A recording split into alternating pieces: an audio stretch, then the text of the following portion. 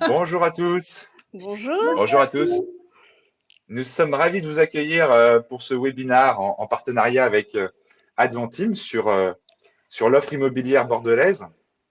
Je suis Pierre Lestan, directeur général de l'IMO, et je vous présente Léa Sanz, responsable commercial et vente partenaire du groupe Adventim, et Julie Dessouche, responsable du développement commercial et animation réseau de l'IMO, qui vont animer ce webinaire.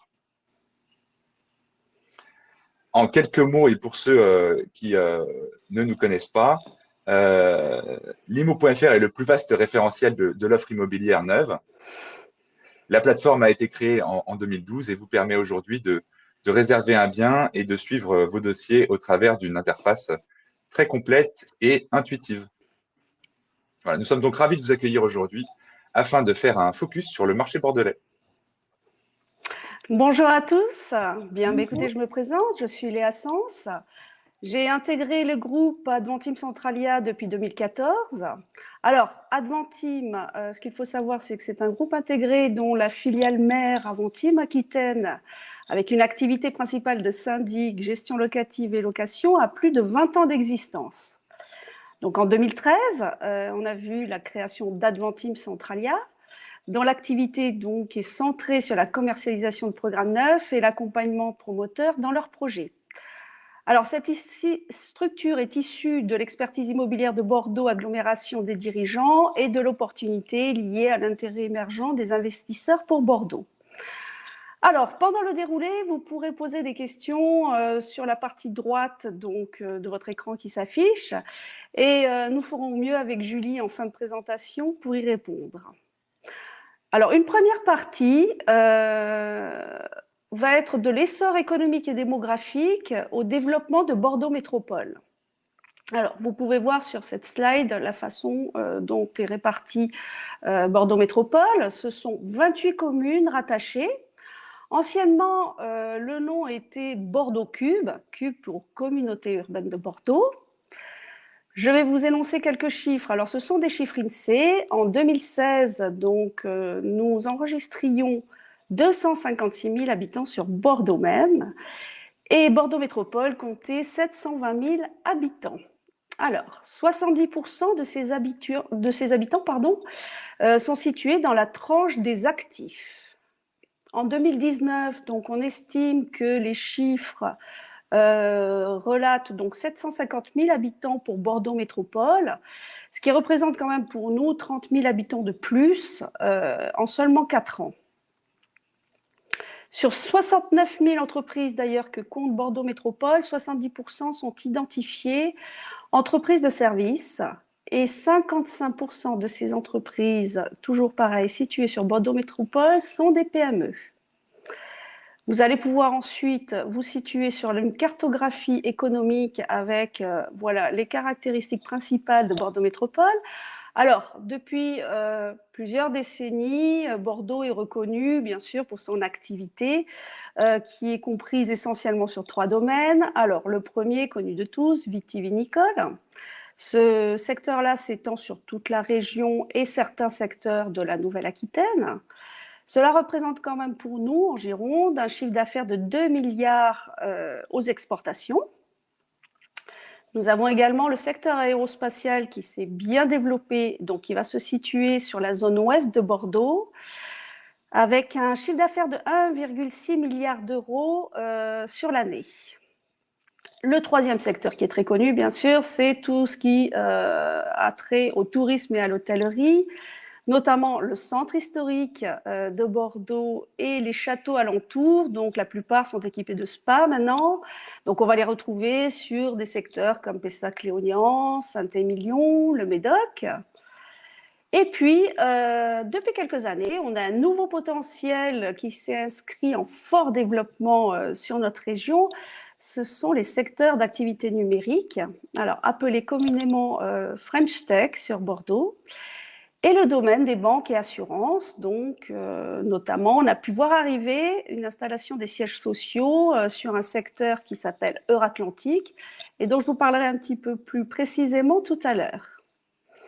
Alors, une deuxième partie sur laquelle je vais vous énoncer donc les secteurs et les quartiers qui ont émergé ces 15 dernières années. Les trois quartiers que je vais vous citer sont tous trois des secteurs restés très longtemps sinistrés à l'abandon même et en manque d'identité. Des projets urbains et architecturaux ont été présentés pendant 25 ans aux diverses instances décisionnaires et aux administrés, sans jamais voir le jour, y compris donc des projets de ponts qui n'arrivaient pas à sortir. Mais alors là, par contre, c'est aussi par manque de subventions dans ce cas précis. Et puis, des complications techniques avérées. Voilà, il faut savoir quand même qu'à Bordeaux, la largeur de la Garonne fait 500 mètres, avec des rives complètement instables et dangereuses. Donc, le premier secteur, c'est Bordeaux-Bastide, qui est situé sur la rive droite, donc immédiatement après le pont de Pierre.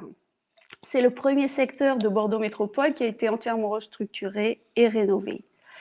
Alors sa destination a longtemps été discutée et puis au final, voilà, il nous offre un visage essentiellement tourné sur l'habitat.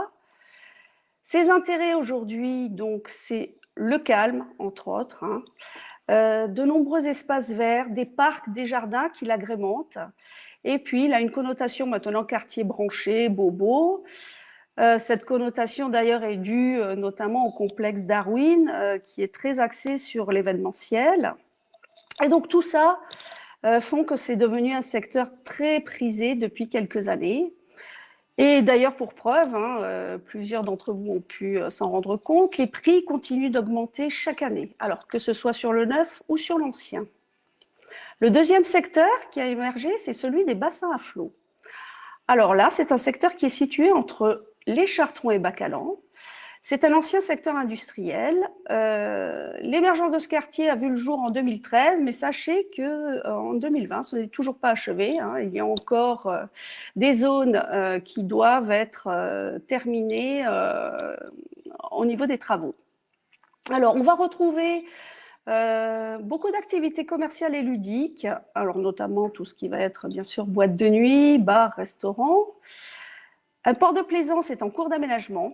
Là aussi, il y en avait besoin. Et puis, on va retrouver des entreprises et des espaces de coworking plutôt branchés. Et alors, un trait très particulier justement par rapport à l'habitat de Bordeaux, c'est qu'on va se retrouver sur une zone très densifiée. Alors, les Bordelais n'en avaient pas l'habitude, donc c'est vrai que ça choque une partie de notre population. Après, voilà, l'histoire nous dira si on avait raison de construire de cette façon-là dans ce secteur ou pas. Le troisième secteur, c'est Bordeaux-Euratlantique. Alors, c'est le secteur qui est tout autour de la gare de Bordeaux, donc il s'appelle Euratlantique bien à cause du TGV, voilà, TGV Euratlantique. Donc c'est le secteur le plus récent en termes de rénovation urbaine. Alors, ce qui a fait que ce secteur se développe, c'est l'arrivée du TGV à grande vitesse. Donc aujourd'hui, il faut savoir quand même que ça génère 33 allers-retours par jour et 18 allers-retours qui seront en direct. Nous attendons aussi impatiemment l'achèvement du pont Simone Veil, qui est prévu normalement, si tout va bien, pour 2023. Et donc, ce secteur-là est identifié plutôt physiquement comme un quartier d'affaires. Il est en pleine expansion. Sur le plan physique, c'est un peu comme si c'était le petit cousin du secteur de la Défense à Paris. Et donc, côté rive droite, nous allons retrouver l'Arkea Arena, donc, qui est une salle de spectacle qui peut offrir 10 000 places. Donc, c'est une salle que nous attendions depuis très longtemps sur Bordeaux. Donc voilà, ce pont pourra relier donc les deux parties de Bordeaux-Euratlantique. Je vais vous parler aussi un peu du déploiement des zones universitaires. Alors, ces dernières années, la cote de la vie universitaire bordelaise s'est considérablement améliorée. On a longtemps été le parent pauvre de Toulouse, là aussi. Mais le fait que la ville soit rénovée et en fort développement, ça a fini par attirer de nombreux étudiants. Et ces étudiants, d'ailleurs, proviennent de plusieurs régions. Alors, jusqu'au début des années 2000, un seul campus existait. Ce campus est situé à cheval entre les communes de Talence et Pessac. Donc, ces communes-là sont sur le sud-ouest de Bordeaux, pour vous situer, et réunissait pratiquement d'ailleurs toutes les entités universitaires. Nous n'avions que médecine et beaux-arts qui étaient ancrés dans le centre historique de Bordeaux. Alors, un chiffre. À la rentrée 2019, nous avons enregistré 200 000 étudiants inscrits. Et Bordeaux, en général, voilà, ces dernières années, va se situer entre la 5e et la 8e place du classement ville universitaire. Alors, en 2020, 3 autres secteurs sont bien implantés dans Bordeaux. Donc, vous pouvez voir cette situation sur le slide. Un 4e secteur universitaire est en cours d'émergence sur la zone Euratlantique. Alors, c'est le campus qui s'appellera Campus François d'Assise. Voilà.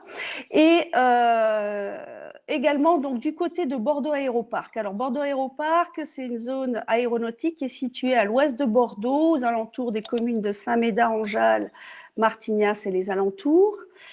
Et en 2018, on a vu arriver une école d'ingénieurs aérospatiale qui s'est installée donc sur Saint-Jean-d'Illac. Alors c'est une commune qui se situe hors Bordeaux Métropole. Et il faut savoir qu'à terme, il est prévu qu'elle compte environ 600 élèves. Je vais aborder maintenant le contexte locatif sur Bordeaux et sa région. Alors, c'est un constat cruel, ce contexte locatif. L'offre ne peut pas absorber la demande. 65% quand même des habitants bordelais sont locataires. Alors, c'est aussi peut-être dû, après réflexion, à la pénurie de l'offre immobilière à la vente et un prix marché qui est très très haut et ce depuis plusieurs années. En 2018 d'ailleurs, on a observé un recul de 30% de l'offre locative alors que le nombre de nouveaux habitants ne cesse d'augmenter chaque année. Alors un terme également qui est connu de tous, c'est Airbnb. Donc ça, c'est quelque chose qui nous a fait beaucoup de mal sur Bordeaux. Dans la période 2015-2018, on a pu voir cette explosion de l'offre Airbnb à Bordeaux, donc ce qui a occasionné un blocage du parc immobilier locatif et notamment en centre-ville, en centre historique. La mairie de Bordeaux, d'ailleurs, a dû intervenir et contrôler, réglementer en urgence l'affiliation des propriétaires pour ce type de location. Ça a été le cas, je sais, aussi dans d'autres centres historiques sur le territoire. Donc ça, c'est vraiment un élément qui a précipité Bordeaux Métropole dans l'impossibilité de satisfaire beaucoup d'arrivants. Alors, pour rappel également ou information, Bordeaux Métropole est classée zone tendue. Alors, en termes de location, ça veut dire que le délai de préavis est de 1 mois, donc ce qui est vraiment très court. Nous avions l'habitude, jusqu'à il y a peu de temps encore, d'avoir un délai de 3 mois. L'engouement de Bordeaux, de toute façon, est notamment dû au fait, donc voilà, qu'il y a un certain bouleversement dans les critères de choix des familles. Aujourd'hui, ce que l'on voit, c'est que le critère salaire n'est plus aussi prédominant dans le choix de vie des ménages. La qualité, le confort de vie de la famille sont devenus très importants depuis quelques années. Et on voit d'ailleurs l'afflux de la région parisienne en particulier. Et puis, c'est dû aussi au classement régulier de Bordeaux dans des villes où il fait bon vivre. Et donc, ça en fait forcément une victime de son succès. Pour rappel également, depuis 2017, donc Bordeaux est inscrite au patrimoine mondial de l'UNESCO, donc ça a contribué aussi à développer le tourisme et la volonté de s'installer sur Bordeaux. Alors notamment, un autre paramètre également qui est arrivé de plus en plus fréquemment, on enregistre des demandes de logement par des retraités qui souhaitent se rapprocher de leurs enfants et petits-enfants. Alors, ce besoin va se cumuler forcément avec les caractéristiques de la région. Donc l'ensoleillement, une ville à taille humaine, la proximité du bassin d'Arcachon, et puis un environnement réputé pour être plutôt sécurisé. Donc tout ça, ce sont des arguments propices à les décider à déménager. Et puis n'oublions pas également que le dispositif Pinel permet aujourd'hui de louer à ses ascendants et qu'en parallèle, les prix acquisition bassin d'Arcachon sont tellement prohibitifs que ça a fait émerger donc cette nouvelle demande locative. Alors, je vais aborder maintenant le contexte épineux des locations étudiantes. Il faut savoir que les logements étudiants, c'est la première catégorie touchée par la pénurie. C'est vraiment très compliqué pour eux tous les ans et c'est un casse-tête infernal pour trouver une location et s'installer pendant la durée de ses études. Pour information, quelques chiffres. Donc, le budget moyen location pour un étudiant à Bordeaux va se situer aux alentours de 600 euros, contre 560 euros moyens pour la province en général. Pour comparatif également, le budget sera de 865 euros moyens sur Paris. Alors, en 2019, on a enregistré également une augmentation des loyers étudiants de 11%, donc 2019 par rapport à 2018. Alors, sur Bordeaux, la préférence des étudiants va encore aujourd'hui sur de la location T1, voire T2 si leur budget leur permet, plutôt que sur de la colocation. On aime effectivement son logement, sa tranquillité, voilà. Et malgré justement ce problème de logement, une étude récente a montré dans un magazine donc, qui s'appelle L'Étudiant, en l'occurrence, ce magazine a relaté pourtant le dynamisme particulier du marché de l'emploi bordelais pour intégrer les jeunes diplômés. Alors malgré tout, malgré ces difficultés-là, ils sont beaucoup à vouloir s'installer dans la région après avoir terminé leurs études. Je vais vous faire une petite parenthèse sur les agences immobilières parce que effectivement leur fonctionnement a beaucoup changé ces dernières années. Il faut savoir que depuis quelque temps, la plupart ne prennent plus la peine d'enregistrer la demande locative. La plupart des logements vacants ne sont même pas mis en publicité car ils sont loués ou reloués immédiatement au dépôt du préavis. Les agents immobiliers bouclent et valident les dossiers candidats locataires préalablement avant les visites. Les visites sont effectuées souvent sur un créneau d'une matinée et l'attribution contractuelle du logement se fait en suivant. Donc voilà, on ne se prend plus la tête avec des listes de candidats locataires. Alors, quelques chiffres qui vont pouvoir intéresser vos investisseurs, les CGP. Les prix moyens de location appartement, donc sur Bordeaux, Bordeaux Métropole. Alors, sous dispositif Pinel, en moyenne, on va se retrouver avec un loyer hors charge qui va se monter à 525 euros. Donc ça, c'est pour un T2 qui va être sur une surface d'environ 42 mètres carrés. Sur de l'ancien, on pourra se retrouver avec 900 euros hors charge pour une surface de 48 mètres carrés, donc dans un appartement centre-ville avec quelques prestations. En ce qui concerne les T3, sur du Pinel, on va être aux alentours de 650 euros hors charge pour une surface qui va être aux alentours de 63 mètres carrés. Et on pourra monter jusqu'à 1300 euros pour un T3 de 75 mètres carrés. Donc toujours pareil, situé dans l'ancien avec quelques prestations. Alors tout ça, bien sûr, nous laisse présager des conditions de revente, d'acquisition Pinel plutôt favorables. Et ces conditions-là vont se cumuler en plus avec la possibilité de louer en meublé plutôt facilement sur Bordeaux et les alentours, après donc cette période de défiscalisation. Alors, petite synthèse aujourd'hui sur la demande locative. Écoutez, elle consiste en tout type d'appartement ou maison. À partir du moment où c'est à peu près en bon état, à l'heure actuelle, vous trouverez preneur si vous avez un bien en location. Les critères ont changé aussi. Les quartiers aujourd'hui sont des critères qui peuvent être relégués en deuxième voire en troisième position.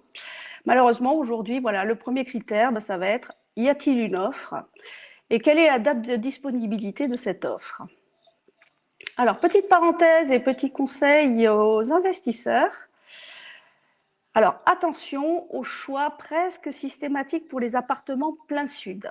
Il faut savoir que chez nous, Bordeaux et les alentours, depuis plusieurs années, nous avons une grande période de canicule qui va s'étendre d'avril à octobre. Alors surtout, ne pas évincer les appartements qui vont être exposés est ou nord-est.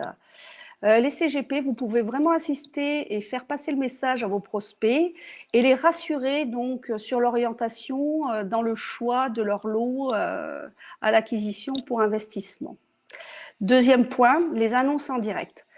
Si jamais vos prospects ont l'intention de gérer eux-mêmes la location de leurs appartements, pas de téléphone sur les annonces. Les premiers échanges doivent se faire par mail. Voilà, sinon vous allez vivre le contexte pénurie locative bordelaise en direct et de façon très intense. Je vais maintenant aborder la dernière partie de notre présentation. Alors, nous avions décidé de faire un focus sur un exemple de programme en cours. Alors, pourquoi ce programme? Parce que ce programme est situé sur Bordeaux Intra-Boulevard. Donc, il s'agit de Square Saint-Louis. Ce projet, d'ailleurs, vous pourrez tout à fait le consulter sur la plateforme de l'IMO. Julie sera disponible pour effectivement vous aiguiller, vous conseiller dans le choix de vos lots. Donc là, voilà, il s'agit d'une opportunité pour des investisseurs qui souhaitent investir essentiellement en centre-ville. Là, ils sont servis. Je vais vous situer donc le programme. Voilà, vous pouvez voir sur cette slide son emplacement. Donc, ce secteur-là, c'est un secteur, moi, que je qualifie d'autonome. Pourquoi? Parce qu'il y a déjà tout sur place. Si on n'a pas de voiture, eh bien, écoutez, on peut vivre entièrement sur ce quartier-là. Il y a tout commerce, il y a tout service, des écoles, des lycées, etc. Le secteur Bordeaux Intra-Boulevard constitue une rareté dans l'offre globale Programme 9 aujourd'hui sur Bordeaux Métropole. Si vous avez l'occasion d'aller vous promener dans le quartier, vous pourrez d'ailleurs voir qu'il n'y a aucun panneau à vendre ou à louer dans tout le secteur. Et un de ses avantages, c'est qu'il est en trajet direct vers le centre-ville, alors que ce soit à pied, en voiture ou en bus. Pour info également, en bus, voilà, le trajet va représenter environ 10 minutes. Donc, c'est vraiment très rapide. Je vais vous parler un petit peu de l'environnement du projet. Vous allez pour le voir sur cette slide. Voilà, le programme est intégré en fait dans un aménagement d'îlot. Cet îlot représente environ 7000 m². Et ça crée un nouveau lieu de vie entre les Chartrons et les bassins à flot. Alors, ce programme a quelques particularités que vous allez pouvoir situer sur ce slide qui s'affiche. Alors, en rez-de-chaussée, ce projet propose des commerces et services qui sont prévus sur une belle surface de plusieurs centaines de mètres carrés. Et surtout, vous retrouverez un jardin qui sera accessible à tous les Bordelais, qui va avoir une surface d'environ 2500 mètres carrés.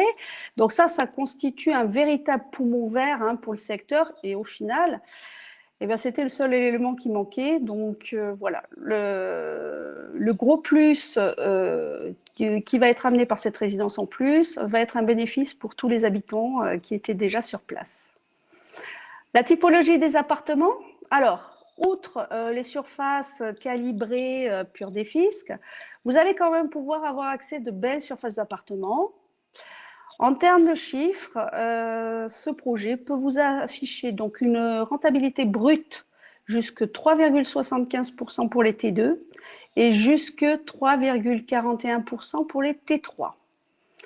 Le prix moyen mètre carré pour un T2 va se situer aux alentours de 5 040 € et pour un T3 aux alentours de 4 780 €. Alors, en comparatif, le prix immobilier moyen enregistré par les notaires en 2018 se situe sur 4 310 €.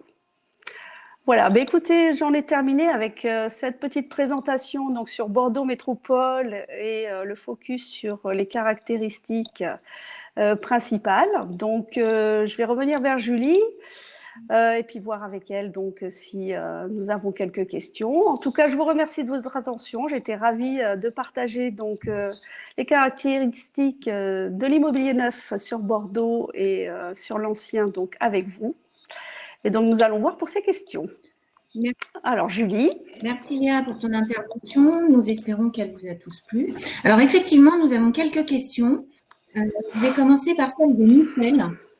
Est-il facile de faire un changement de destination du logement sur Bordeaux-Pinel LMNP?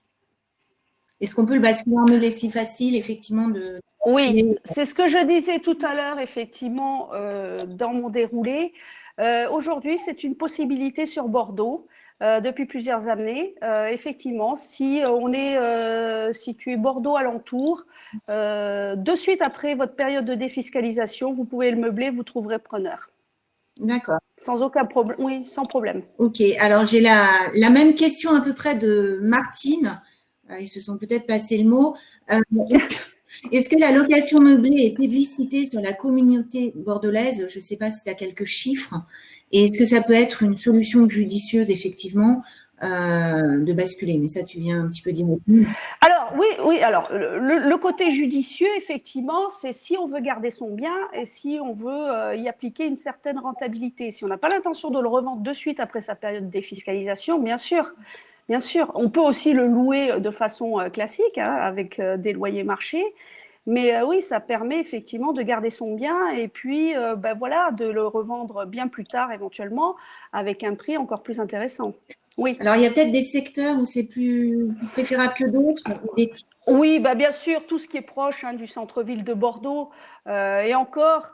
Avec des manifestations comme Vinexpo, etc., vous voyez, vers le nord de Bordeaux, c'est tout à fait possible. Tout ce qui va être comme secteur Codéran, le Bouscat, etc., si vous avez du meublé, ça peut se louer. Ok. Nous avons une autre question de Marion. Alors, je pense que c'est lié aussi au contexte. Oui. Qu'est-ce que tu pourrais dire aux clients qui auraient peur d'investir en 2020? Qu'est-ce qu'on pourrait leur dire? Malgré tout, l'intérêt de la pierre et de l'investissement immobilier ne s'est malgré tout jamais démenti. Hein.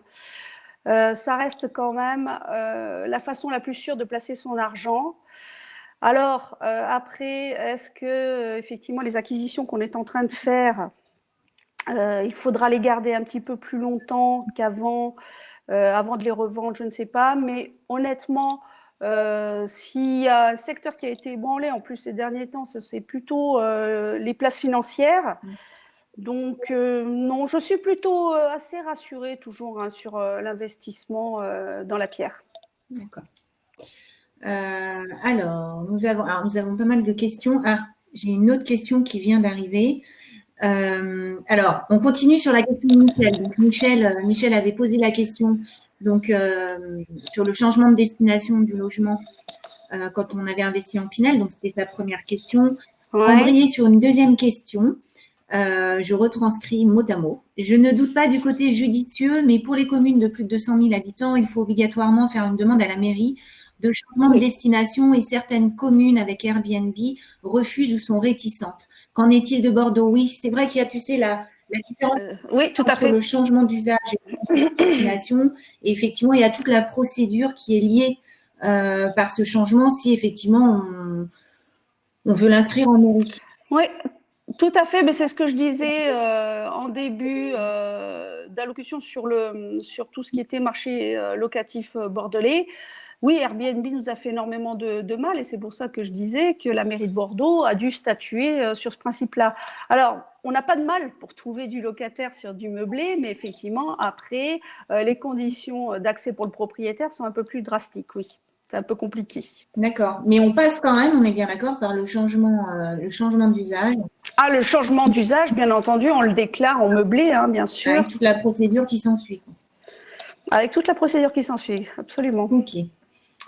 Donc, Michel, n'hésitez pas, hein, si nous n'avons pas été assez clairs dans nos réponses, vous pouvez reposer encore une question. On va embrayer sur une question d'Élodie.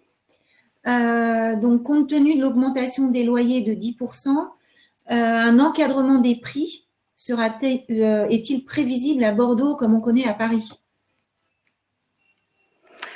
Oui, alors effectivement, j'ai entendu un peu parler de cet encadrement des prix de loyer. Oui, j'ai bien compris sur Paris. Ça, c'est quelque chose qui pourrait nous arriver si on continue de s'enflammer effectivement sur les prix locatifs et si on continue à ne pas pouvoir satisfaire l'offre. Ça, c'est pas impossible que ça nous arrive d'ici quelques années. D'accord. C'est dans les pourparlers ou pas du tout pour le moment? Alors, j'en ai pas entendu parler directement, mais c'est vrai que c'est quelque chose qui pourrait nous arriver. D'accord. Oui. Ok. Jérôme se demande si la colocation est un marché à prendre à Bordeaux, compte tenu du manque d'offres pour les étudiants et d'une demande assez qui augmente chaque année. Est-ce que tu penses qu'on peut se développer sur ce créneau-là? Oui, alors, il y a un créneau à prendre, ça c'est sûr. Aujourd'hui, donc, les étudiants qui viennent s'installer sur Bordeaux, qui sont déjà sur Bordeaux, vont préférer bien sûr un logement individuel. Mais effectivement, la colocation, c'est quelque chose qui pourrait finalement arriver sur Bordeaux parce qu'on n'a pas d'offre. Et il y a un créneau à prendre. Donc, je sais qu'il existe des promoteurs spécialisés donc dans des aménagements colocation. On a vu une ou deux opérations sur Bordeaux, mais ce serait bien effectivement que ça puisse se développer. D'accord. Donc, créneau à prendre s'il y a des intéressés. Nous avons alors, on a une question de Denis. Avec l'arrivée du RER métropolitain, alors je crois qu'il est voté ou pas, si tu peux nous faire un petit point là-dessus. Mais voilà, avec l'arrivée du RER, est-ce que tu penses que sortir de Bordeaux serait judiciable ou préférable en termes de rentabilité? Alors, de toute façon, en ce qui concerne la résidence principale, ça fait bien longtemps qu'on est tous sortis de Bordeaux parce que, bien sûr, la pénurie de l'offre à l'acquisition se fait sentir déjà depuis un moment. Donc oui, on habite hors cube, oui, on cherche hors Bordeaux métropole. Donc ça, c'est déjà ancré chez les Bordelais. Est-ce que ça va être encore un peu plus accru? Probablement. Mais après, voilà, on a quand même encore des secteurs sur Bordeaux qui ne sont pas terminés en termes d'aménagement et de rénovation. Donc, je pense que ça va s'équilibrer, pardon. Mais oui, il faut aussi sortir de Bordeaux, ne serait-ce que pour les prix. Voilà. Nous avons une autre question de Martine. Quelles sont également les villes les plus intéressantes du secteur? Alors, peut-être en périphérie également. Alors, intéressante dans quel terme? Intéressante sur quel… Je pense le couple rendement, prix, rentabilité, tu vois, en termes d'investissement. Prix, rentabilité. Ouais. Locatif également, j'imagine. Non, mais tout Bordeaux métropole, on peut y aller tranquillement, il n'y a pas de souci. Le secteur s'est tellement bien développé sur le plan économique et puis voilà, il y a aussi l'attrait de certaines écoles situées à tel endroit. Donc, il n'y a aucun souci sur Bordeaux métropole. Voilà, je ne vais pas vous dire non, ce secteur-là, il ne faut pas y aller. Vous trouverez preneur. Le seul critère qui fera qu'on fait un bon investissement ou pas, ce sera le ratio entre le prix d'achat et puis effectivement la location qu'on pourra en tirer ou la revente qu'on pourra en tirer après sa période de défiscalisation. Voilà. J'ai une question de Stéphanie. Donc, ravie aussi de te voir, Stéphanie. Je voudrais, alors, quelle est la différence du prix au mètre carré entre l'ancien et le neuf à Bordeaux? Alors, ce qu'on a vu à Bordeaux ces dernières années, donc il faut savoir que Bordeaux était vraiment en retard en termes de construction de logements neufs. On va dire qu'on avait très très peu de logements neufs jusqu'à il y a quelques années. Donc, on s'est développé de ce côté-là, mais on était très en retard, notamment par rapport à Toulouse. Et ce que l'on a vu, c'est qu'au final, les prix du neuf ont rattrapé les prix du logement ancien et on est assez équilibré, donc notamment entre les prix centre-ville et les prix du neuf. Alors que ça va être beaucoup plus différencié, par exemple, sur le secteur de Toulouse. Mais là, ça s'équilibre à peu près. Et d'ailleurs, on le voit avec la résidence que tu nous as présentée tout à l'heure. Oui, tout à fait. Mais en fait, c'est le pénurie d'offres d'acquisition en ancien qui a fait que les Bordelais se sont rabattus sur le neuf. Parce que ce n'était pas dans leur goût à l'origine. Donc, cette pénurie-là a fait que certains habitent dans le neuf parce qu'ils ne peuvent pas habiter dans l'ancien. Je refais le tour des questions. Alors, on a encore une petite question de Sébastien. Donc, récemment, la Caisse des dépôts a investi en bloc dans le sud-est et en Île-de-France. Certains promoteurs ont vu leur stock s'amoindrir en l'espace de 48 heures. Est-ce que tu penses que ça pourrait être le cas pour Bordeaux et que ça pourra à terme engendrer une pénurie? Alors, je ne sais pas s'ils le feront sur Bordeaux. A priori, s'ils font ça, effectivement, ce qui va se passer, c'est qu'à mon avis, ils vont couper l'herbe sous le pied des bailleurs sociaux. Hein, donc ça risque de gêner effectivement dans un certain créneau d'acquisition immobilière, notamment sur les prix maîtrisés. Alors, justement, c'est assez drôle que la Caisse des dépôts, voilà, tout d'un coup, se dise, bien tiens, on va développer un peu plus nos fonds sur la pierre et un peu moins sur le monétaire. À mon avis, ils jouent un peu l'opportunisme, hein. En voulant comme ça, voilà, ventiler un peu leurs fonds.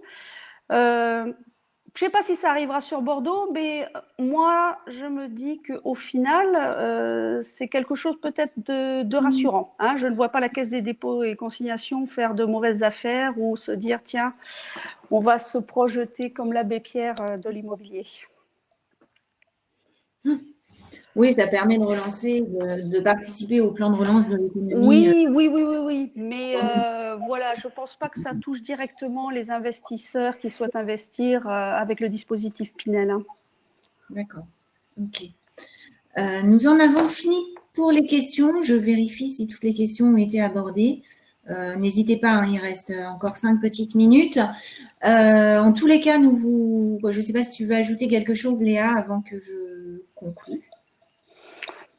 Pour moi, voilà, je pense qu'on a fait un petit tour qui était assez complet, voilà, pour avoir un petit focus comme ça sur Bordeaux.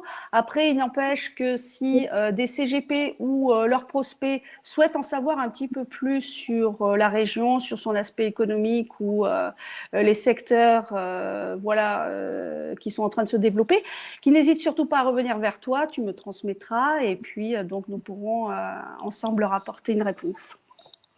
Super. Donc merci à tous pour votre attention. On espère que ça vous a éclairci sur le marché bordelais, que vous en avez retenu quelque chose. Donc sur le site de l'IMO, vous verrez la résidence Square Saint-Louis. Il y a aussi d'autres résidences. Toutes les informations globalement figurent sur le site. Mais bien évidemment, le service commercial se tient à votre disposition pour toute information complémentaire. Surtout, nous comptons vous voir également jeudi prochain. Nous avons notre prochain webinaire. Donc, jeudi à 14h30. La thématique abordée sera les problématiques de financement avec la stratégie à venir ainsi que le marché de l'immobilier neuf. Ce webinaire sera animé par monemprunt.com et Foncier Immo Neuf.